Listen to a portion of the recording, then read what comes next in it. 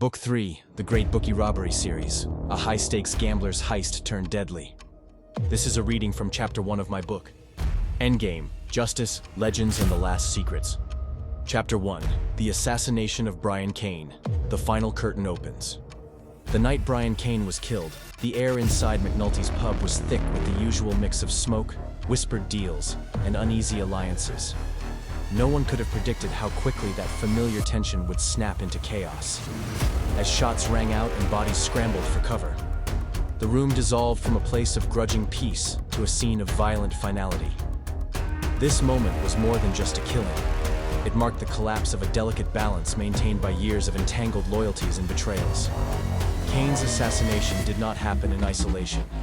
It was the result of complex ties to powerful crime families, simmering rivalries, and a life spent navigating a dangerous world where trust was rare and enemies were everywhere. Law enforcement's response unfolded under the shadow of fear and silence, struggling to piece together a puzzle obscured by intimidation and elusive evidence. Meanwhile, the public grappled with what justice meant when the killers walked free and legends grew around the man they lost.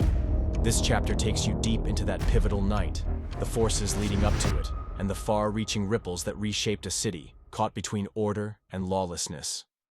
The assassination scene. The night air hung thick and electric inside McNulty's, a squat, brick-walled pub tucked between two shuttered storefronts on Harker Avenue. The narrow front windows barely allowed in any streetlight. Instead, globes of orange over each scarred wooden table cast uneven shadows on dented chairs and curling linoleum. A low ceiling forced the smoky laughter and chatter downward. Nearly every stool and bench brimmed with Friday night regulars, their coats steaming in the sudden warmth after the February cold. Weathered brass plaques studded the walls beneath shelves of mismatched pint glasses. Some plaques bore names widely whispered in the city's criminal underworld. Over decades, McNulty's had earned its reputation, a neutral ground for deals, meetings, and the odd truce between rival factions.